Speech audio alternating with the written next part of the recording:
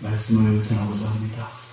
주님, 이곳에 성령으로 임하셔서 참으로 전하는 자가 하나님의 말씀을 하는 것 같이 하고 우리 모든 듣는 이들이 하나님의 말씀을 새겨들어서 오늘 이 시간 주의 음성을 듣고 그대로 실천하여 주의 재림 때에 다 들림받는 주의 성도들이 되게 하옵소서. 예수님 이름으로 기도합니다. 아멘. 베드로전서 4장 7절 이하를 통해서 만물의 마지막이 가까웠으니 만물의 마지막이 가까웠으니 라는 제목으로 말씀을 전하겠습니다. 베드로전서는 어떻게 쓰여졌는가 하는 그 배경 자체가 로마의 극심한 네로 황제의 그 극심한 박해를 받는 때에 쓰여졌습니다. 그러니까 지금 이 편지는 극심한 박해를 받고 있는 저 죽음이 바로 눈앞에 있는 성도들에게 주어진 글이라는 사실입니다. 그래서 이 4장만 해도 베드로전서 전체는 말할 필요가 없고 4장만 해도 고난, 불시험, 시련 이런 말들이 무려 9번이나 나오고 있습니다. 이것은 이 글 자체가 큰 고난에 직면한 성도들에게 주시는 말씀이라는 사실이죠. 그래서 오늘 우리가 이 말을 받을 때는 고난받는 성도를 생각해야 됩니다. 자, 이것은 초대교회에 주어졌던 그 극심한 환난뿐만 아니라 이제 이 마지막 때에 대환난, 저 창세로부터 이런 환난이 없었고 후에도 없을 대환난을 앞두고 있는 바로 우리들에게 주시는 음성이 아닐 수가 없는 것입니다. 특별히 오늘 제 7절 이하에 주시는 말씀은 바로 이 만물의 마지막이 가까웠으니 이 말이 무슨 말이냐 하면 주의 재림을 뜻합니다. 주의 재림이 가까웠으니 그러므로 너희는 하면서 네 가지를 이야기를 하고 있습니다. 네 가지. 이 네 가지를 딱 기억을 하셔서 이 마지막 때에, 즉 지금 우리 때죠. 지금 우리 때에 우리가 이 네 가지를 실천하여 주님 오실 때에 다 들림받기를 바랍니다. 주님 오실 때에 이 네 가지가 실천이 되어야 들림을 받습니다. 그러니까 이 네 가지가 뭔가를 잘 파악을 하셔서 지금부터 남은 세월, 우리의 남은 때를 이 네 가지를 실천하는 성도가 되기를 바라고, 특별히 우리가 내일 일을 알지를 못합니다. 특별히 올해 한 해를 이 남은 때라고 생각하고 올해 한 해 남은 때를 이와 같이 지내는 자 되기를 바랍니다. 특별히 우리는 부활절을 지났고 지금 성령 강림절을 향하여 가고 있습니다. 지금은 아직은 4월이에요. 4월 마지막 날입니다. 이 4월에는 주의 십자가 부활이 있는 달이죠. 정말 그 어떤 시인이 말했듯이 4월은 잔인한 달입니다. 정말 4월 달에는 고난이 많고 유혹이 많은 달이에요. 전체를 통틀어서 다 그렇습니다. 우리 주님이 고난을 받으신 달이기 때문에 그렇죠. 받을 말은 안 해서 그렇지 나름대로 고난을 받고 있고 또 나름대로 세상 유혹을 받고 있는 줄이 있습니다. 이럴 때일수록 즉 서북풍이 불어오는 고난이나 동남풍이 불어오는 세상 유혹에 견뎌내야 됩니다. 마귀가 우리를 서북풍으로 고난을 주기도 하고 동남풍으로 유혹을 해서 우리를 시험에 들게 하여 이 신앙인의 길에서 멀어지게 하려고 세찬 시험을 하는 때가 바로 4월이라는 사실이죠. 이 4월에 우리가 고난을 이겨내야 돼요. 주의 믿는 힘으로 이겨내서 이제 얼마 지나서 성령 강림절입니다. 그래서 성령 충만을 위해서 줄기차게 달려가야 됩니다. 성령 충만을 받고 나면 그 다음에는 성령의 열매를 맺어 나가야 됩니다. 성령의 열매를 맺는 데까지 이르러서 추수감사절에 하나님께 우리의 신앙의 열매를 드리는 성도들이 되어야 되죠. 내년까지 생각할 거 없습니다. 올해 안에 우리가 이런 일들을 이루어내야 이 네 가지를 이제부터 이야기를 할 테니까 잘 들으시고 주의 재림 때에 이 네 가지를 잘 실천하는 우리 모두가 되길 바랍니다. 자, 7절 봅니다. 만물의 마지막이 가까웠으니 이것은 만물의 마지막은 바로 주의 재림을 뜻합니다. 주의 재림이 가까웠으니 그러므로 너희는 첫 번째 정신을 차리고 건신하여 기도하라. 이것이 첫 번째입니다. 기도하라. 주의 재림을 맞는 첫 번째는 기도입니다. 기도 없이는 주의 재림을 받지 못합니다. 즉 기도하면 기름 준비가 돼요. 성령의 기름 준비가 됩니다. 그래서 성경에 기름을 준비해야 됩니다. 등만 가지고는 주의 재림을 맞을 수가 없습니다. 기름 준비한 성도만이 등을 밝히고 주의 재림을 맞게 됩니다. 그래서 주님 오실 때 들림받는 성도는 반드시 어떤 성도냐? 성령의 기름을 준비한, 즉 기도하여 성령의 기름을 준비해야 됩니다. 그런데 여기에 보니까 두 가지 조건이 있습니다. 첫 번째는 정신을 차리고 되어 있습니다. 정신을 차리고. 왜 이런 말을 했을까요? 그 뒤에는 또 건신하여 어디 있어? 건신하여. 이 두 가지 똑같은 말입니다. 건신은 그 원뜻이 술 취하지 않는다라는 뜻이 술 취하지 않는다. 원뜻에 그렇게 되어 있습니다. 건신의 뜻이 술 취하지 않는다. 즉 무슨 술입니까? 세상 술입니다. 세상 문화. 세상에 푹 빠지면 안 돼. 세속에 물들면 안 돼. 그래서 경건은 무엇인가? 경건은 고아와 가부를 그 환란 중에 돌아보고 또 자기를 지켜 세속에 물들지 아니하는 이것이 바로 경건입니다. 오늘 우리가 세속에 물들지 말아야 됩니다. 세상 것을 멀리해야 됩니다. 성도는 어떤 사람인가? 성도는 고고한 사람입니다. 성도는 목이 아주 높은 망대와 같이 고고해야 돼요. 즉 세상 것에 바리케이트를 쳐야 돼요. 즉 성벽을 높이 쌓아야 됩니다. 세상 것이 우리에게 침범해 오지 못하도록. 왜냐하면 우리는 너무나 지고한 사람들이니까 이 세상 것, 저속한 세상 것하고는 우리는 완전히 구별되어야 돼요. 우리는 앞으로 저 영원한 천국에 가서 왕족이 될 사람들이 로얄 패밀리입니다. 이 왕족들이 세속적인 사람들하고 같이 놀면 안 돼. 그래서 딱 신을 쌓아야 돼. 세상 친구를 멀리 해야 됩니다. 너 친구를 삼가 잘 선택하라고 했잖아. 건목자적, 건수자적. 먹을 가까이 하는 자는 검게 물들게 되어 있고, 저를 붉은 것을 가까이 하는 자는 붉게 물들게 되어 있듯이 세상 물을 딱 차단해야 돼. 그래서 세상 TV, 세상 인터넷, 세상 스마트폰, 세상 유튜브, 뭐 이런 거 딱 차단해야 됩니다. 그런 거 우리한테 들어와가지고 덜뺄 게 하나도 없고 우리를 더욱더 음란하고 악하고 세속적으로 만들 뿐입니다. 성도라면 딱 차단해야 돼요. 내가 이렇게 이 말을 수없이 했지만 실천이 안 되죠. 그러나 여러분들이 실천해야 됩니다. 왜? 들림받으려면 일단은 술에 취하지 말고 건신해. 세상 물을 딱 끊어야 돼요. 정신을 차리고. 정신 차리는 겁니다. 이 정신을 차리고 이 말은 지금 정신없이 살고 있다는 거예요. 세상에 끌려가서 정신없이 살고 있는 거야. 주님 볼 때는. 정신을 차려야 돼요. 정신을 차려야 됩니다. 정신을 차려서 영혼을 떠야 돼요.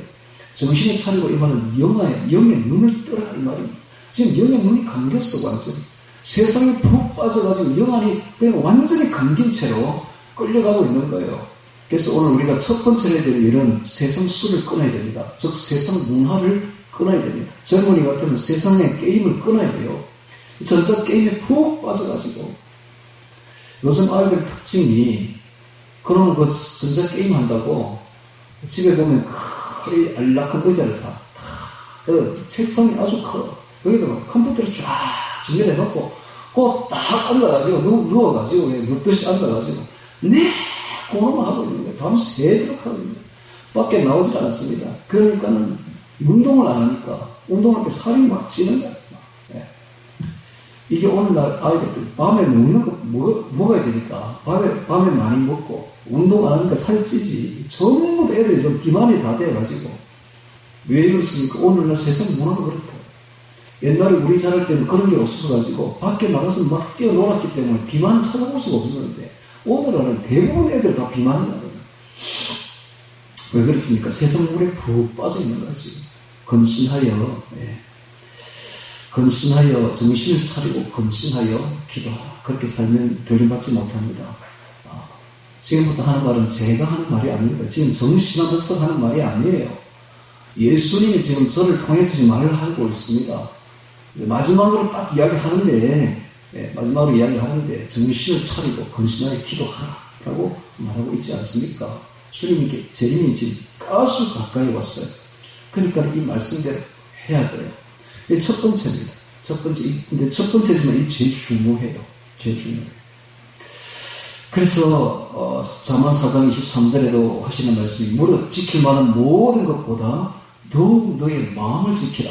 생명이 그러니 이에서 나누리라. 오늘 우리의 마음이 굉장히 중요합니다. 마음을 지켜야 돼. 지킨다는 말은 속에는 누군가 침묵하려고 한다. 누군가 침입하려고 하고 있기 때문에 지키라는 거 아닙니까? 무엇이 침범하려고 합니까? 악령이 침범하려고. 이 악령은 무엇을 통해 들어오느냐? 세속을 통해 들어옵니다. 세상 문화를 통해서 우리에게 거침없이 들어옵니다. 이 악령의 대표적인 게 바로 음란령입니다. 이 음란령은 세속의 그 문화를 통해서 거침없이 우리 속으로 들어와서 우리의 영혼을 감겨버립니다. 영혼을 것으로 싸우는 육체의 정욕을 제어하라 했습니다. 우리 영혼과 싸우는 게 있는데 바로 육체의 정욕이라. 이 육체의 정욕, 음란령이 들어오게 되면 우리의 영혼을 완전히 깡그리 없애버립니다. 영혼을 감겨버리죠. 그래서 정신을 차리고 이런 말을 하고 있는 겁니다. 오늘 우리가 영혼의 삶을 살아야지 육체의 정욕대로 살면 안 됩니다. 지금 제가 하는 말씀은 두 번째 이야기합니다만 제가 하는 말이 아닙니다. 주님이 하시는 음성을 제가 대언하고 있습니다. 자세히 새겨 들어야 됩니다. 저 목사는 맨날 저 말 하더라 이렇게 듣지 마시고 지금 성경대로 읽어주고 있습니다. 성경을 읽어주고 단지 해석만 하고 있을 뿐입니다. 예수님이 하시는 음성입니다. 만물의 마지막이 주의 재림이 가까웠으니 그러므로 너희는 정신을 차리고 건신하여 술 취하지 말고 세상술에 취하지 말고 기도하라. 기도하면서 성령 충만하라. 말이죠.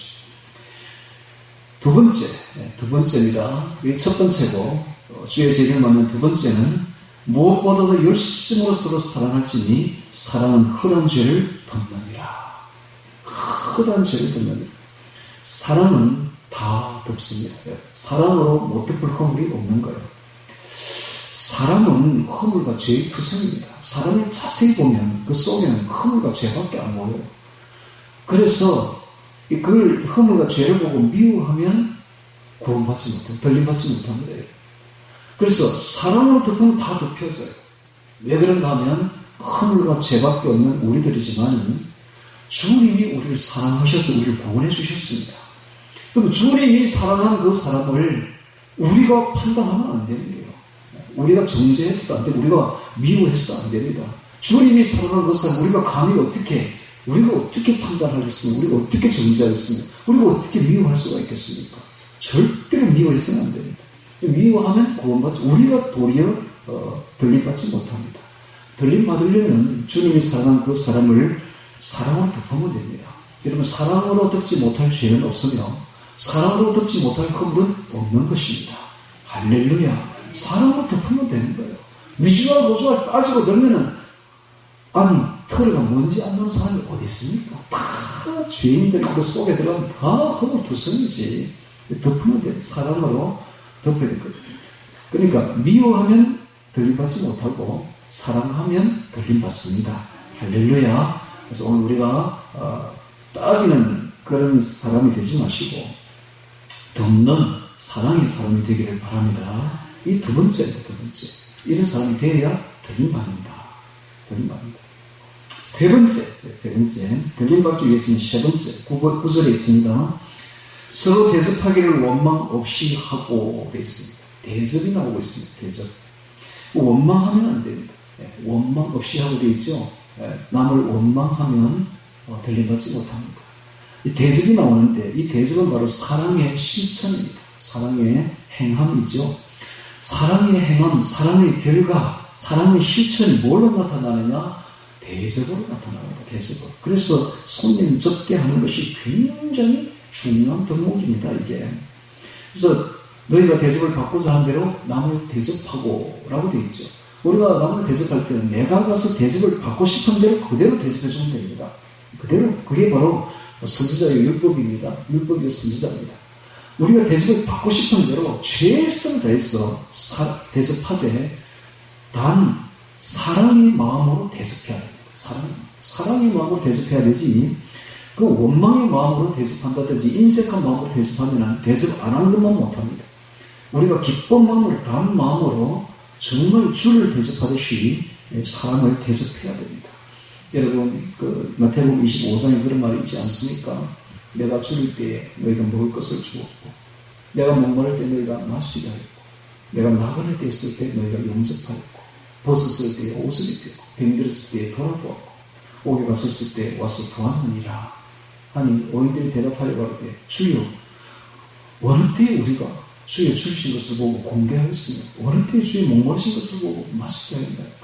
어느 때에 주의 나그네 되신 것을 보고 영접하였으며 주의 벗으신 것을 보고 옷을 입혔나이까. 어느 때에 주의 병드신 것이나 오해 갇힌 것을 보고 돌아보았나이까. 아니 주님이 대답하시기를 내가 진실로 너에게 이르노니 이 지극히 작은 자 하나에게 이 지극히 작은 형제 하나에게 한 것이 곧 내게 한 것이니라. 왼편에 있는 염소 왼편에 있는 자들에게도 나중에 말합니다. 이 지극히 작은 자 하나에게 하지 아니한 것이 곧 내게 하지 아니한 것이니라. 저주를 받은 자들아 나를 떠나 마귀와 그 사도들을 위하여 여기는 영영한 불에 들어가라 라고 말합니다. 천국과 지옥으로 갈리는 그 가름길이 어디에 있느냐. 이 지극히 작은 자 하나에게 한 것이 곧 주님께 한 것이라고 말씀하는 것을 우리가 볼 수가 있습니다. 그러므로 우리가 어떤 사람이라도 대접을 잘해야 돼요. 대접할 때는 주님이라 생각하고 대접해야 됩니다. 이게 세 번째로 나옵니다. 들림 받는 조건이 세 번째. 그런데 실제로 우리가 돌아보면 우리에게 남는 것은 죽을 때에 돌아보면 남는 것은 큰 일을 한 것은 절대 생각나지 않습니다. 위대한 일을 한 것도 생각나지 않습니다. 생각나는 건 딱 하나밖에 없어요. 내가 누구를 사랑했고 누가 나를 사랑했는가. 누가 나를 대접했는가. 대접했던 것만 딱 기억에 남는다니까. 그렇지 않습니까? 지금 돌아보십시오. 옛날엔 누군가 나를 대접한 그것만 기억에 남아요. 사랑의 실천이에요. 사랑의 결과로 대접이 나오고 있습니다. 그렇게 먹는 것이 굉장히 중요해요. 이 사람이 음식을 먹는 것이 단순히 영양을 섭취하는 것이 아니라 거기에 사랑이 담겨 있습니다. 그래서 대접할 때는 사랑으로 해야 돼요. 사랑으로 하고 정말 최선을 다해 주를 대접하듯이 이렇게 대접해야 됩니다. 그러면 들림받습니다. 그러나 원망하고 미워하면 대접받지 못합니다. 혹은 인색함으로 한다든지 억지로 하면 대접받지 못합니다. 들림받지 못합니다. 그래서 첫 번째는 우리는 기도해야 되고 두 번째는 사랑해야 되며 세 번째는 대접해야 됩니다. 기도와 사랑과 대접이 나왔습니다. 네 번째 보겠습니다. 네 번째 10절에 나옵니다. 각각 은사를 받은 대로 하나님의 각양 은혜를 맡은 선한 청지기같이 서로 봉사하라. 마지막으로 봉사가 나왔습니다. 근데 거기에 조건이 있습니다. 선한 청지기같이 되어 있습니다. 선한 청지기같이. 청지기는 종입니다. 종. 노예입니다. 둘로서 노예. 그래서 우리가 알아야 될 것은 그 밑에 보면 이런 말이 있죠. 11절에 만일 누가 말하려면 하나님의 말씀을 하는 것 같이 하고 누가 봉사하려면 하나님을 공급하시는 힘으로 하는 것 같이 하라 되어 있습니다. 그래서 봉사가 구체적으로 나오고 있는데 말하는 때 말하는 것도 이것도 봉사입니다. 그 다음에 누가 봉사하는 것 이것도 봉사인데 이거 할 때는 말을 할 때는 하나님의 말씀을 하는 것 같이 하고 그 다음에 봉사할 때는 하나님이 공급하시는 힘으로 하는 것 같이 하라 되어 있는데 조건은 선한 청지기 같이 되어 있습니다. 그래서 목사들을 종이라고 하죠. 주의 종. 왜 주의 종이라고 했느냐? 이유가 다 있습니다. 이게요, 왕이 되면 왕의 마음으로 하면 미친 거예요. 미친 거. 하나님 볼 때 그건 미쳤어. 완전히. 자기가 왕이라고 생각하면 이거 미친 겁니다. 가장 온전한 정신이 종입니다. 종의 마음으로 봉사해야 돼요. 종의 마음으로 말씀을 전해야 돼요. 즉 말씀을 전하는 자는 오직 하나님의 말씀을 하는 것 같이 해야 됩니다. 누가 말하려면 하나님의 말씀을 하는 것 같이 하라. 이게 무슨 말입니까? 사람은 언제나 자기 생각, 자기 편견으로 물들어 있어서 사람만큼 자기 고집대로, 자기 생각대로, 자기 편견대로 가는 게 없죠. 그래서 누가 말을 하면 꼭 지 생각대로 이야기한다. 지 고집대로 이야기한다. 지 편견대로 이야기한다. 이것은 하나님의 말씀을 전하는 게 아닙니다. 자기 생각을 주입하는 것, 자기 생각을 전하는 것이지 전혀 하나님의 말씀을 전하는 게 아닙니다. 그래서 하나님의 말씀을 전하려면 먼저 자기부터 죽여야 돼요. 자기부터 십자가에 못 박아 죽여버리고 자기 생각, 자기 편견, 자기 고집 다 내려놔야 됩니다. 오직 하나님께 기도해서 주의 음성을 들어야 됩니다. 주의 음성을 듣고 그 들은 음성 그대로 전달하면 됩니다. 또 기록된 말씀 그대로 해석해주면 돼요. 조금도 자기 생각을 보태서도 안 되고 자기 편견을 보태서도 안 되는 것입니다. 주의 말씀대로 전해야 됩니다. 내가 들었던 주의 말씀 그대로 전하면 됩니다. 할렐루야. 이게 종이지, 종. 왕이 되면 안 됩니다. 왕이 되면 지 편견대로 전하는 거예요. 자기 생각대로 전하는 거고 자기 고집대로 전하는 것이죠. 미친 짓이에요. 완전히 미친 짓입니다. 그래서 네로가 미치죠. 나중에 보면 네로가 자기를 신이라고 했습니다. 보통 보면 로마 황제들이 잘 미쳐요. 왜? 자기를 황제가 자기가 신이라고 말하니까. 사람은 절대로 신이 될 수 없습니다. 신이 아닌데 종인데 신으로 하면 미친 소리죠. 그것도 미치는 거야. 나중에 완전히 네로가 나중에 미쳤잖아요. 그래서 오늘날 주의 종들은 자기가 노예임을 종임을 잊지 말아야 됩니다. 다 종의 자세로 정말 띠띠고 허리 굽혀서 주님께 봉사하는 자세로 자기 생각, 자기 편견 절대로 전하지 말고 다 주의 말씀만 전해야 됩니다. 할렐루야. 그런데 오늘날 그래 합니까? 종들이 그래 하는 종들의 본질이 별로 없어. 어떻게 그렇게 무섭게 그렇게 하는지 몰라. 다들 자기 편견을 왜 그렇게 전하는지 몰라. 딱 주의 말씀대로 전해야 됩니다. 이 말씀을 이렇게 정확하게 전달하는 종들 보기가 정말 어렵습니다. 그래서는 안 되죠. 주의 이 성경 말씀을 조금 그대로 전하면 되잖아요. 순서도 바꾸지 말고 창세기부터 계시록까지 하나님이 전한 순서잖아요. 이대로 전하면 돼요. 저는 마태복음을 신약에 맨 처음 넣은 것에 대해서 감탄을 합니다. 어떻게 마태복음을 신약에 맨 첫 장에 첫 권에다가 순서를 둘 수 있습니까? 너무너무 신기해요. 제가 마태복음을 암송하니까 딱 알겠더라고요. 마태복음을 맨 첫 권에 넣은 이유는 그걸 암송하라고 그렇게 넣은 겁니다. 그거를 읽고 또 암송해서 평생에 반복해서 암송하라고. 저는 일주일에 이 마태복음을 몇 번을 암송하는지 모릅니다. 산에 올라갈 때마다 제 소원은, 제 기쁨은 산에 올라갑니다. 아침 새벽에 일찍 일어나서 요즘에는 이제 5시나 되면 해가 여명이 밝아오더라고요. 5시에 일어나서 부지런히 챙겨서 음식 먹을 거 먹고 산에 올라가면 좀 배고프니까 먹을 거 먹고 해서 산에 올라가는 게 저의 기쁨입니다. 올라가면 아름다운 나무들이 보이고 새소리들이 들리면서 정말 이 새 속의 생각들이 잡념들이 없어지면서 새 속에 있어서는 이게 암송이 잘 안 돼요. 새 속을 잊어버려요. 세상을 떠나야 돼. 산속에 들어가야 돼. 주님께로 가야 돼. 주의 산으로 올라가야 돼. 가면 이제 암송을 하는데 마태복음 1장부터 시작합니다. 아브라함과 다윗의 자손 예수 그리스도의 세계라 부터 시작합니다. 이렇게 쫙 암송을 해 나가면 보통 이제 잘하면 14장까지 합니다. 14장까지. 그 다음 주는 15장부터 28장까지. 그 다음 날은 이렇게 이틀이면 거의 암송이 끝나요. 근데 이제 조금 이제 그날 기도를 했는데 음성이 많이 들렸다. 그러면 이제 한 11장 정도까지 하죠. 그러면 그날 기도를 많이 한 거예요. 기도를 많이 하고 음성을 엄청 들려주신 거죠. 제가 왜 이런 말을 하는가 하면 이 똑같은 마태복음을 매일 암송을 하는데 매일 새롭게 다가온다는 사실입니다. 매일 새롭게 깨닫게 하시고 정말 깨어집니다. 이 말씀 앞에서 깨어져서 정말 무릎 꿇고 하루에 기도 한 10개 정도 혹은 많을 땐 10개 정도 혹은 적어도 5개 정도는 내려줘요. 깨달음을. 그럼 그걸 가져와서 다 정리를 합니다. 그래서 매일매일 저는 시를 5편 내지 10편 정도 쓰고 있습니다. 제가 부활절 때 혹은 수수감사할 때 여러분들 보고 시 한 편 내라 하는 것이 그게 그냥 하는 말이 아니에요. 그때만 또 시를 쓰는 말도 아니고 매일 5편 내지 10편씩 쓰라 이 말입니다. 기도하면서 기도에 그 정리를 해서 거기다 또 우리한테 제출해 보라 이 말입니다. 예. 그래서 매일 기도를 해야 돼요. 그러면서 제가 이제 느끼는 것은 마태복음이 진짜 대단하구나. 마태복음을 맨 첫 번에 넣은 이유가 있구나. 이것을 암송하라고 이렇게 놨구나 하는 걸 제가 깨닫습니다.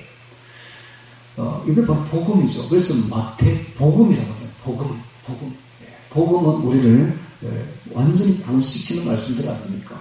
주의 음성들 아닙니까? 그래서 복음이 그렇게 중요하죠. 제가 왜 이런 말을 하는가? 성경 말씀을 전할 때는 창세기부터 계시록까지 순서도 바꾸지 말고 차근차근 딱딱 전해야 됩니다.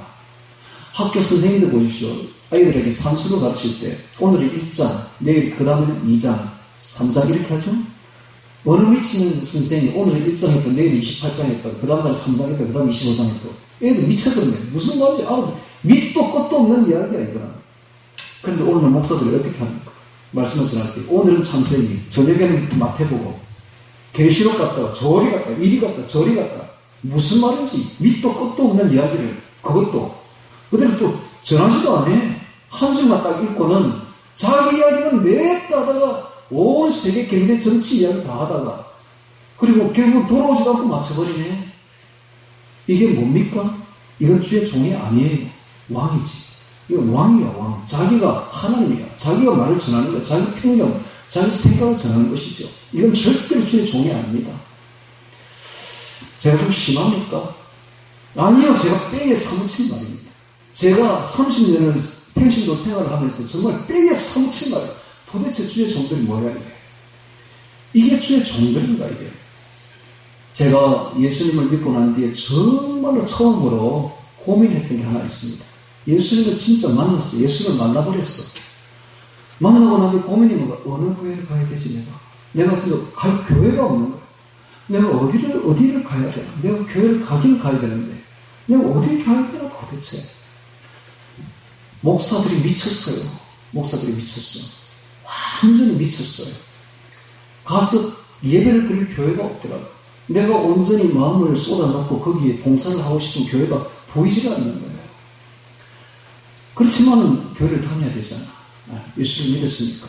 그래서 이 교회, 저 교회에 전전하다가 그래 했는데 그게 한 30년 세월을 지나면서 제가 뼈에 삼친 말입니다. 어떻게 종들이, 주의 종들이라는 사람들이 말씀을 저렇게 전할까? 그런 이야기는 내가 더 잘하는데 세상의 성도들이 더 잘 알고 있잖아. 세상 정치 이야기, 세상 경제 이야기, 세상의 문화 이야기, 세상 철학 이야기는 내가 박사인데 저보다 더 그런 쓸데없는 이야기를 왜 전하느냐고. 이 귀한 시간에 정말 천국 같은 이 시간 정말 아껴서 성도들이 주의 말씀 들으려고 나왔는데 기도해서 주의 음성을 들어 그 음성을 전달할 생각은 아니하고 자기 편견, 자기 생각을 전하려고 해서 정신이 없으니 그게 어떻게 주의 종이냐고. 그게 왕이지. 그들은 왕이지. 그리고 왕 행세를 하더라고. 또 보니까 대접받기를 좋아하고 거드름 피우고 교만하고 딱 왕처럼 생활하더라고요. 우리가 그렇게 봉사하면 안 됩니다. 우리는 종임을 잊지 말아야 됩니다. 자신의 종임을, 그게 가장 정상적인 생각입니다. 주의 종임을, 주의 청지김을 절대로 잊지 말아야 됩니다. 그래서 자기 생각, 자기 편견 전하지 말고 오직 주의 말씀만 전하는 종이 되어야 진정한 주의 종인 것입니다. 겸손하게 자기를 낮추고 오직 모든 영광을 주님께 돌리고, 이게 딱 주의 종의 자세 아닙니까?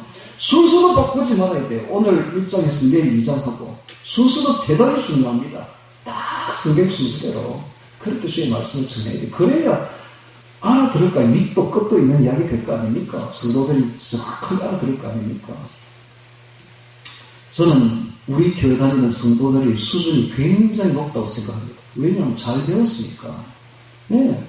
창세기부터 계시록까지 일목요연하게 딱 배웠잖아요. 그러니까 다른 교회 어떤 목회자보다 낫습니다. 솔직히 진짜. 우리 사모요, 한 번씩 가서 우리 목회자 모임에 가는데 우리 사모가 목회자들보다 훨씬 나아요. 훨씬 나아요. 잘 배웠어. 딱 보니까 창세기부터 계시록까지 정확하게 배운 거야. 그건 훨씬 낫다니까. 절대 안 꿀려. 절대 안 꿀려. 목사보다 훨씬 낫는 거야. 말하는 것도 그렇고 모든 게 다 그래. 그러니까 여러분도 그렇게 됩니다. 할렐루야. 네. 그래 해야 돼. 목회자는 그렇게 가르쳐야 돼. 목회자는 성경대로 주의 음성을 들은 대로 가르쳐야 돼. 그 다음에 이제 보십시오. 11절에 보면 만일 누가 말하려면 하나님의 말씀을 하는 것 같이 하고 누가 봉사하려면 하나님의 공급하시는 힘으로 하는 것 같이 하라. 되어 있습니다. 초아의 봉사를 하라. 이 말입니다. 봉사할 때는 주의 사랑으로 주의 공급하시는 힘으로 해야 됩니다. 자기를 초월하는 봉사를 해야 됩니다. 자기 열심, 자기 힘으로 봉사하면 안 됩니다. 우리가 주의 봉사를 할 때는 나를 초월하는, 즉 주의 주시는 힘으로, 공급하신 힘으로 봉사해. 이게 무슨 말인지를 봉사해본 사람은 알아듣습니다. 도저히 인간적인 힘으로는 할 수 없는 건데, 저기를 봉사를 할 수 없는 봉사를 주의 주시는 힘으로 하니까 어디서 힘이 나오는지 해냅니다. 그걸. 예, 해냅니다. 미친 듯이 해낸다. 이게 바로 주의 봉사, 주의 주시는 힘으로 봉사를 해요. 야, 이렇게 하면 재밌습니다. 주의 일을 이렇게 한번 해보세요. 정말 신납니다. 예. 옛날에 우리가 다른 교회에서 유치부 봉사를 할 때는요, 우리 어머니가 돌아가시게 됐어요. 근데 딱 여러분 성경하고 딱 맞겠는 기라 보니까요. 그래서 제가 이렇게 기도했죠. 주님, 지금 우리 어머니 돌아가시게 하면 안 됩니다. 지금 여러분 성경학교가 앞에 있습니다. 그러니까는 지금 데려가시지 말고 한 달 연기하세요. 야, 연기하세요. 제 기분을 딱 들으시더라고, 주님이. 돌아가시기 딱 됐는데, 이상하게 어머니가 한 달 연기가 딱 되더라고, 인종이. 그럼 우리는 봉사를 할 수 있었지. 남들이 들으면 저 아주 미친 거 아닌가 이렇게 할 거예요. 예. 저보고 미쳤다고 할 거예요. 그 정도로 봉사했습니다. 그 정도. 우리가 완전히 미쳤어요, 그 봉사.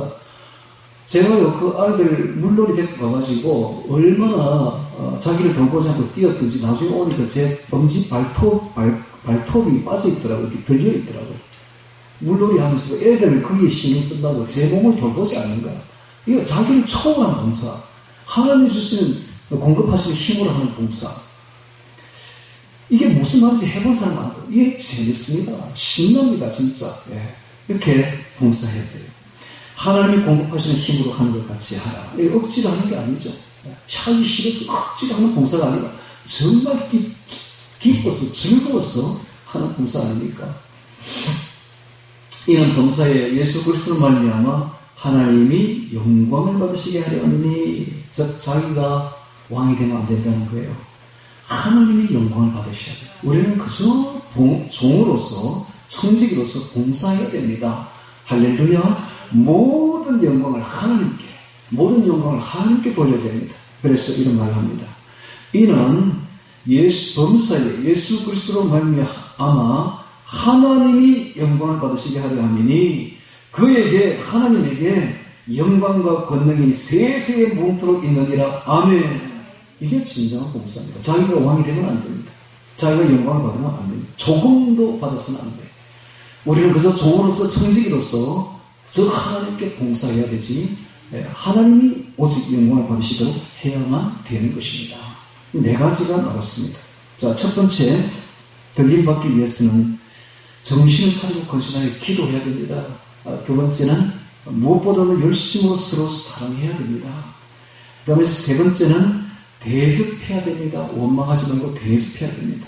네 번째는 봉사해야 됩니다. 봉사하되 말씀을 전하는 자는 자기 편견, 자기 생각으로 전하지 말고 오직 하나님의 말씀 있는 그대로 전하면 되고, 주의 음성 들은 그대로를 전해야 됩니다. 그러니까 하나님의 말씀을 전하기 전에 먼저 기도해야 됩니다. 기도해서 일주일 내내 기도해서 주의 음성을 들어야 돼요.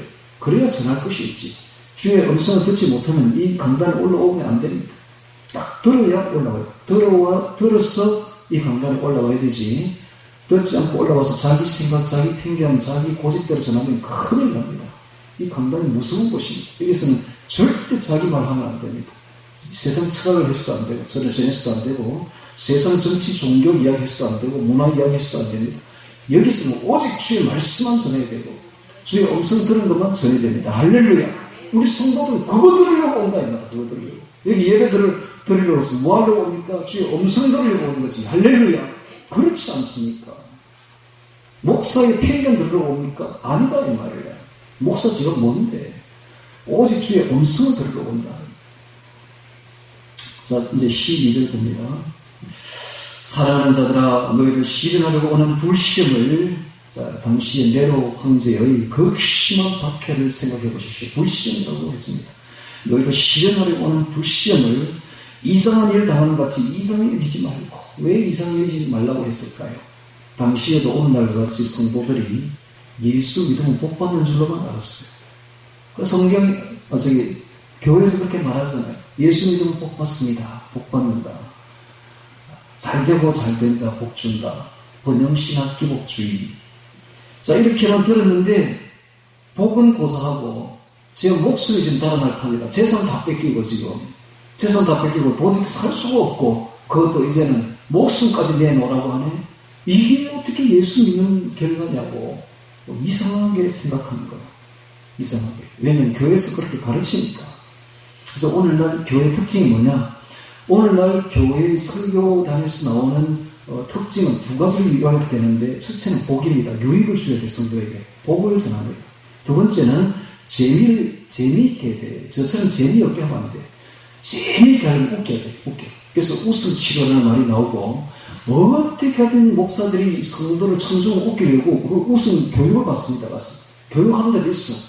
교육을 받아가지고 어떻게 말해야 잘 웃더라. 교육을 받아가 웃기려고 해. 처음부터 시종 끝까지 웃겨야 돼. 왜냐면 재미가 있어야 오지. 재미없는 데는 안 갑니다. 요즘 성도들이. 또 그 다음에 복을 전해야 돼. 잘 된다, 복 준다, 기복주의를 전해야 돼. 기복주의, 번영신학을 전해야 돼. 그래야 성도들이 교회 가는 게 잘 된다 하더라. 그래서 진짜 성도, 세상에 돈 좀 많이 벌고로. 그래야 이게 온다고요. 그렇게 지금까지 교육을 받았는데, 아니, 이게 뭐야? 불시험이 오고 있네. 목숨이 지금 막 달아날 판국이네. 모든 재산이 다 뺏겼네, 지금. 이게 뭐야? 이게 이상한 일을 여기는 것 같이 이상히 여긴다, 이 말. 오늘날 교회가 이렇게 가르치면 안 됩니다. 오늘날 교회가 정말 이 베드로 전서를 가르쳐야 되는 거예요. 자, 13절에 오직 너희가 그리스도의 고난에 참여하는 것으로 즐거워하라. 오히려 고난을 기뻐하고 즐거워하라 라고 말하고 있습니다. 이는 그의 영광을 나타내실 때 적주의 재림 때에 너희를 즐거워하고 기뻐하게 하려 함이라. 고난을 받은 만큼 멸류관이 있습니다. 여러분. 이 땅에서 예수님을 위해서 고난받은 만큼 저 하늘의 영광이 주어집니다. 멸류관이 주어집니다. 그러니까 고난받은 만큼 주어지니까 고난을 즐거워하고 기뻐하라는 것입니다. 고난받을 때는 도무지 알지 못합니다. 이 이런 말이 무슨 말인지 알 수가 없어. 그러나 고난이 다 지나고 하늘나라로 올라가면 이게 무슨 말인지 그때에 비로소 깨닫게 되는 것입니다. 내가 주를 위해서 고난받은 만큼 내 영광이 있구나. 십자가 없는 영광은 없습니다. 여러분. 반드시 십자가를 진 만큼 저 하늘에 칭찬이 있게 되고 상급이 있게 되는 것입니다. 주를 위해서 십자가를 진 만큼 우리에게 영광이 주어집니다. 이 땅에서 주를 위해서 십자가를 지지 않았고 고난을 받지 않았다면 저 하늘에 영광도 없습니다. 그래서 이런 말을 하고 있는 것이죠. 그래서 진정한 교회는 복 준다는 소리 하면 안 되고 오히려 이렇게 말해야 됩니다. 여러분들 예수를 믿게 되면 고난을 받을 것입니다. 고난을 각오하세요. 그 고난이 오히려 저 하늘의 영광이 될 것입니다. 고난 없이는 믿음이 아닙니다. 진정한 믿음 뒤에는 고난이 반드시 따르게 되고, 내가 믿었는데 고난이 없다면 여러분들 믿음은 가짜입니다. 이렇게 말해야 돼요. 이렇게 말해야 돼요. 여러분들이 진정으로 믿었다면, 참 믿음을 가졌다면 반드시 고난이 온다. 반드시 고난이 없다면 여러분들의 믿음은 가짜입니다. 라고 이야기를 해줘야 돼요. 솔직하게 이렇게 이야기를 해줘야 돼요. 근데 오늘 이렇게 말하는 교회가 별로 없다는 거예요. 그런데 지금 베드로전서 이렇게 말하고 있습니다. 기뻐하고 즐거워하라. 고난이 있어야 된다. 여러분들이 진정으로 믿었다면 고난이 따라야 된다. 반드시 믿음에 대한 고난이 따라오게 되어 있다. 그 고난이 있어야만이 비 온 뒤에 땅이 굳어지듯이 신앙이 굳어지고 시련을 통해서 인격도 신앙 성숙도 되고 그렇게 되는 것이다. 비 온 뒤에 땅이 굳어지듯이. 오늘 제가 기도하니까 주님이 이런 말을 하시더라고요. 비 온 뒤에 땅이 굳어진다고 전하라. 비 온 뒤에. 비 온 뒤에 여러분 땅이 굳어집니다. 고난을 받은 만큼 우리의 신앙이 성숙됩니다. 할렐루야.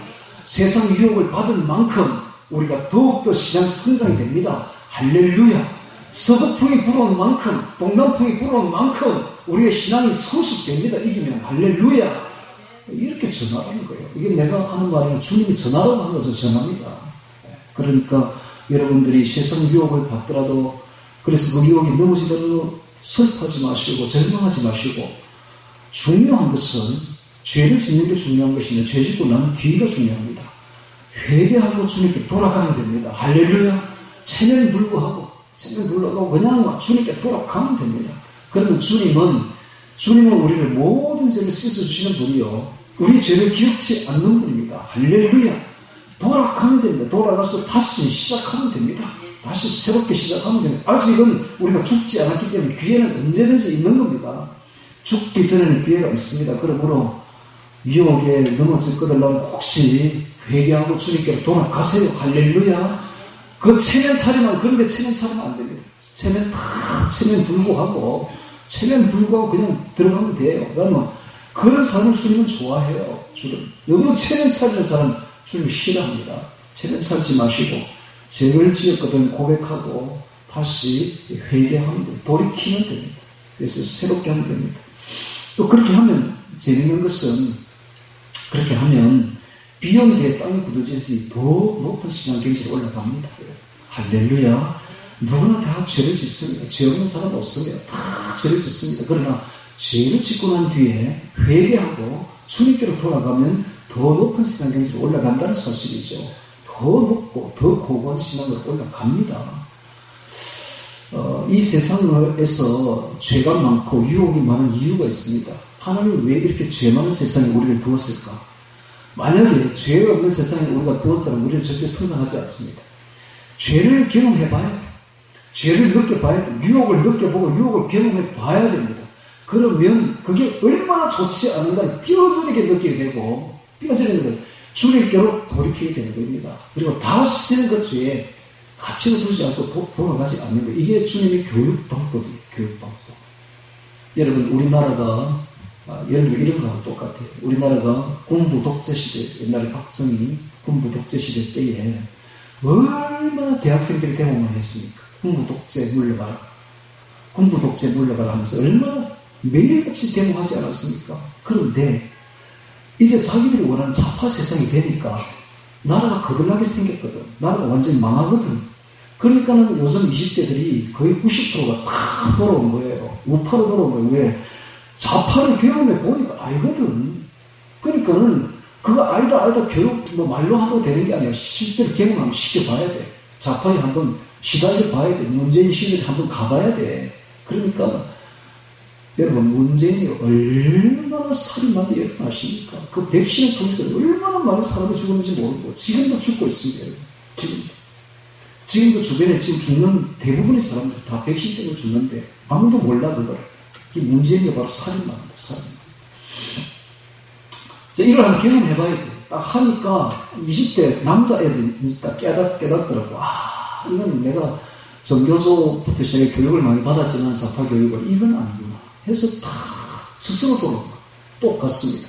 하나님도 똑같아. 죄를 경험시켜버리는 거예요. 여기서 죄 많은 세상에서 죄를 경험해보면 우리 양심이 있기 때문에 이건 아니구나 하나님을 깨닫고 주님께로 돌아오는 거예요. 이게 진정으로 돌아오는 겁니다. 진정으로. 그냥 돌아오라 한다고 돌아오는 게 아니야. 사람은 희한하게 경험을 해봐야 돼. 경험을 시큰 해보면, 예를 들면 공기 없는 데 가서 가스실에 가서 경험을 해봐야 신선한 공기가 얼마나 좋은 걸 뼈저리게 느낀다니까. 이게 똑같아요.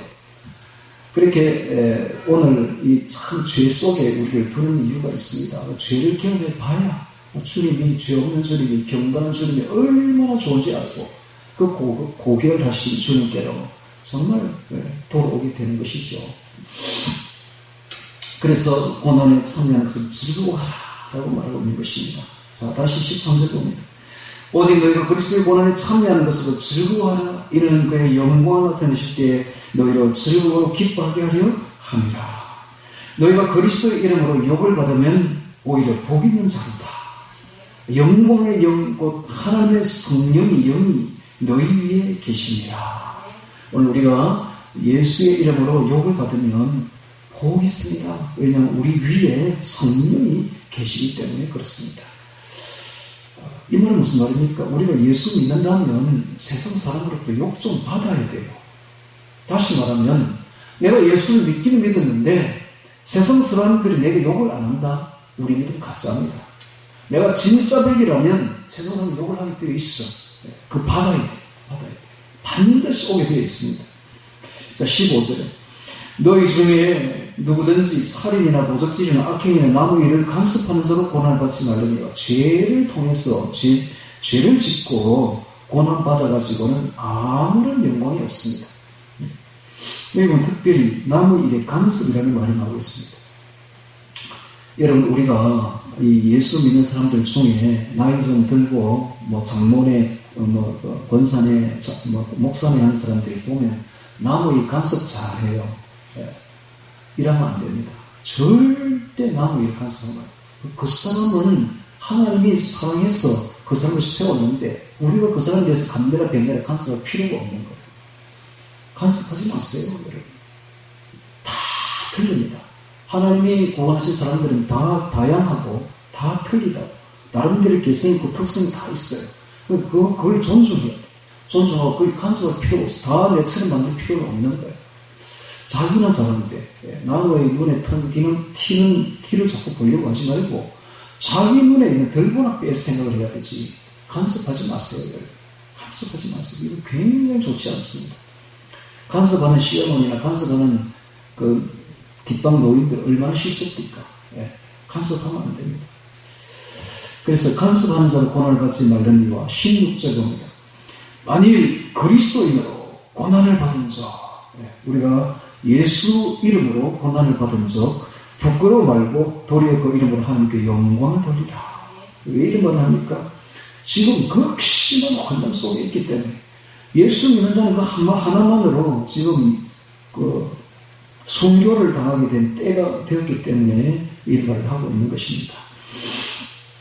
하나님 집에서 심판을 시작할 때가 되었나니 만일 우리에게 먼저 하면 하나님 복음을 순종치 아니한 자들에게 마지막에 어떠하며 하나님의 심판은 항상 하나님 집에서부터 시작합니다. 에스겔서 9장 6절에 보면 늙은 자나 젊은 자나 처녀나 어린 아이나 부녀를 다 죽이되 이마에 포효 있는 자에게는 가까이 말라. 내 성소에서 시작할지니라 하시매 그들이 성전 안에 앞에 있는 늙은 자들로부터 시작하다. 심판은 어디부터 시작된다? 성전으로부터 시작됩니다. 교회로부터 시작됩니다. 교회에 있는 그것도 나이 많은 늙은 자가 뭡니까? 장로 목사로부터 심판을 시작한다는 거예요. 이게 하나님의 순서, 심판의 순서입니다. 그러니까 이제 이런 말을 하는 것이죠. 하나님 집에서 심판을 시작할 때가 되었나니 만일 우리에게 먼저 하면 하나님의 복음을 순종치 아니하는 자들이 그 마지막에 어떠하며 또 의인이 겨우 구원을 얻으면 경건치 아니한 자와 죄인이 어디 있으리요. 자, 의인이 겨우 구원을 얻으며 의인이 겨우 구원을 얻으며 구원이 결코 쉽지 않습니다. 여러분 다시 말합니다. 구원이 결코 쉬운 게 아닙니다. 의인도 겨우 구원을 얻습니다. 그래서 좁은 문입니다.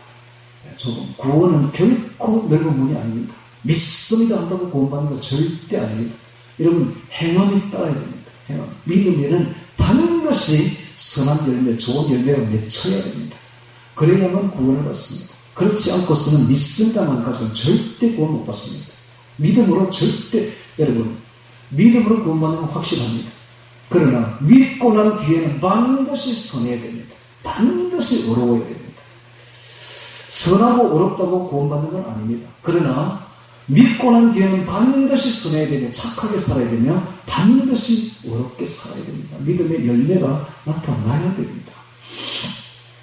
의인이 겨우 구원을 얻습니다.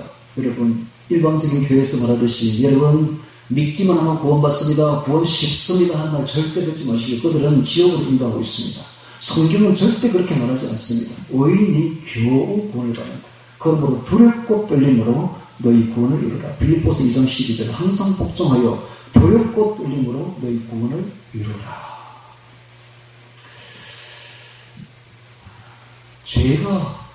죄가 사실 문제가 되는 건 아닙니다. 죄 짓는다고 지옥 가는 건 아니에요. 죄는 문제가 되지 않습니다. 문제는 죄 짓고 난 뒤에 우리가 회개하고 주님께로 돌이키는 게 중요합니다. 그리고 주님께 돌이켰다면 그 뒤부터는 주님과 동행해야 됩니다. 주님과 동행한다는 게 뭡니까? 주님의 음성을 듣는 거예요. 기도해서 주님의 음성을 듣고 주의 말씀을 암송함으로써 주님과 동행하는 겁니다. 그렇게 하면 어떻게 됩니까? 주님이 거룩하고 경건한 듯이 우리도 점점 경건과 거룩을 입어가는 거예요.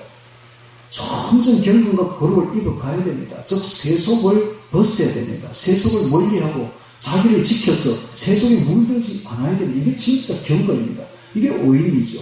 이게 오인이 되어가야 돼요. 어제보다는 오늘, 오늘보다는 내일이 점점 오인이 되어가야 됩니다. 점점 경건하고 거룩하게 되어가야 됩니다. 내 세속에 어제나 오늘이나 시간이 지나도 신앙의 연륜이 지나도 내 세속적인 사람이라면 미안하지만 구원 못 받습니다. 성경에 그렇게 되어 있잖아요. 그래서 어제보다는 오늘보다는 내일이 점점 경건해지고 거룩해져야 돼요. 의인이 겨우 구원을 받는다고 했잖아요. 의인이 겨우 구원을 받으면 경건치 아니한 자와 죄인이 어디 있어요? 경건해야 됩니다. 여러분. 경건해야 됩니다. 경건은 아까도 제가 이야기했듯이 환난 중에 고아와 가부를 돌아보는 사랑을 베풀어야 되고 그 다음에 세속에 자기를 지켜서 세속에 물들지 아니하는 그것입니다. 오늘날 세속의 물이 얼마나 거세게 우리를 삼키려고 하고 있는지 모릅니다. 근데 그 세속의 물의 특징은 악하고 음란합니다. 이 없는 영이 거기에 꽉 들어있어요. 세속의 물을 많이 먹게 되면 자연적으로 악해지고 음란해집니다. 그 세속을 멀리해야 됩니다. 여러분. 그래서 세상 문화를 가까이 하면 안 됩니다. 딱 그것을 오늘부터 이제 목사의 말이다라고 생각하고 한 길 듣고 한 길 흘리자 이렇게 하지 마시고 이거는 주님이 하시는 말씀입니다. 세속을 멀리 하십시오. 해서 자기를 지키십시오. 성도의 세마포 옷을 정결하게 지키기 바랍니다. 오늘날 세상 문화의 특징은 성도의 세마포 옷을 그 신부의 드레스를 더럽히는 데 있습니다. 그게 그들의 목적이에요. 세속의 물로. 그래서 제가 왜 스마트폰을 안 들고 있는지를 사람들이 이유를 모르더라고. 저같이 고차원적인 일을 하는 사람이 이거 반드시 필요하거든요. 스마트폰이. 우리는 이거 진짜 필요해, 스마트폰이. 근데 저만 안 가지고 있어. 저만 안 하고 있어. 건축사 회에서 저를 이상하게 봅니다. 아니, 지금 카톡을 단톡을 지금 해야 되는데, 당신이 그거 없으면 우리가 어떻게 일을 전달할 수가 있느냐. 그래도 나 안 해. 미친 거죠, 완전히. 제가, 그 사람들한테 제가 미쳤죠. 왜 안 합니까? 이유는 딱 하나. 세속에 물들지 않으려. 제가 딱 알거든요. 이거 내가 너무 약해서, 제가 이거 가지고 맨날 보고 있다고, 이거 맨날. 제가 너무 약한 걸 내가 다 아니까, 내 자신이 너무 약하니까. 그래서 아예 끊어버리는 거예요. 아예 안 할래. 아예 끊어버리는 거예요. 왜? 세속에 물들면 지옥 가니까. 그래서 지옥 가는 게 중요한 게 아니고 내 마음에 하나님 나라가 이루어지지 않으니까. 내 마음에 세속으로 꽉 차면 하나님 나라가 온데간데 없습니다. 여러분, 하나님 나라는 침노하는 겁니다. 침노. 밀어내기. 누가 밀어내기에 달려있어. 세속에 물이 들어오면 하나님 나라 밀려나가. 하나님 나라가 들어오면 세속에 밀려나가. 이 둘 중에 하나지 둘 다 할 수는 없는 겁니다. 침노하는 자는 빼앗습니다. 할렐루야. 세례 요한일 때부터 지금까지 천국은 침노를 당하니 침노하는 자는 빼앗느니라. 하나님 말씀으로 확 암송해가지고 세속의 물을 밀어내야 돼. 밀어내기 작전입니다. 밀어내는 자는 하나님 나라를 이룹니다. 자기 속에 하나님 나라가 이루어진 자만 진짜 저 천국에 들어갑니다. 천국은 아주 쉽습니다. 들어가기 간단해요. 내가 너무 잘 알아. 내 자신이 너무 잘 알아. 내 안에 하나님 나라가 없다면 천국 들어가기가 어렵습니다. 내 안에 하나님 나라가 이루어졌다면 천국은 그냥 들어가는 거죠. 그래서 오늘 우리가 의인이 겨우 구원을 얻는다는 이걸 알아야 됩니다. 저는 우리 어머니가 천국에 들어가는 이유를 잘 알아요. 어머니가 늘 이랬거든요. 글자도 모르는 어머니가 하는 말이 내가 어떻게 천국에 들어가겠나. 내가 어떻게 이 죄인이 이 죄 많은 사람이 어떻게 천국에 들어가겠나. 바로 이 말이죠. 의인이 겨우 구원을 얻으면 이걸 아는 거예요. 자신이 딱 직감적으로 본능적으로 아는 거예요. 나 같은 사람을 어떻게 천국 들어가겠나. 그러니까 소심하고 경건한 거예요. 그러니까 천국 들어가지. 근데 오늘 교회는 어떻게 가르칩니까? 천국 아무나 들어갑니다. 믿기만 하면 들어갑니다. 아직 아무나 들어갑니다. 죄 지어도 들어갑니다. 미친 짓이에요. 그렇게 말하면 전부 지옥 들어갑니다. 그렇게 천국 들어가는 걸 쉽게 생각하면 전부 지옥 들어갑니다. 그렇게 하면 안 돼요. 우리 어머니처럼, 어머니는 아무도 가르쳐주지 않았어. 근데 본능적으로 아는 거야. 천국 들어가는 것이 얼마나 어렵다는 걸 본능적으로 알아요. 그래서 나 같은 사람이 어떻게 천국 들어가겠나. 여러분, 내가 왜 이런 말을 합니까? 여러분도 그런 마음을 가져야 돼요. 우리 모두 다 그런 마음을 가져야 돼요. 내 같은 사람이 가슴을 쳐야 돼. 내 같은 사람이 어떻게 천국 들어가겠나? 이 죄인이 어떻게 천국 들어가겠나? 이렇게 해야 돼요. 그래야 자신을 치고 경성하여서 두렵고 떨림으로 해서 천국 들어가지.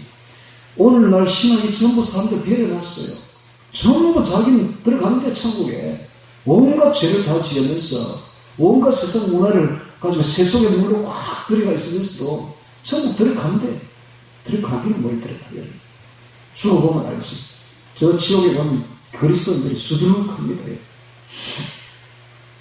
그래서 제가 이런 말을 계속 하죠. 왜냐하면 너무 신학이 잘못되어가지고 지금 뭐 큰일 났어.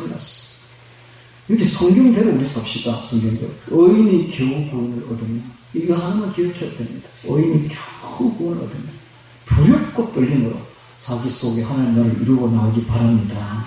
19절에 봅니다. 그러므로 하나님의 뜻대로 고난을 받는 자들은 또한 선을 행하는 가운데, 항상 베드로는 선을 행하라고 합니다. 고난을 받을 때 선을 행함으로 고난을 받는, 그게 복이 있다.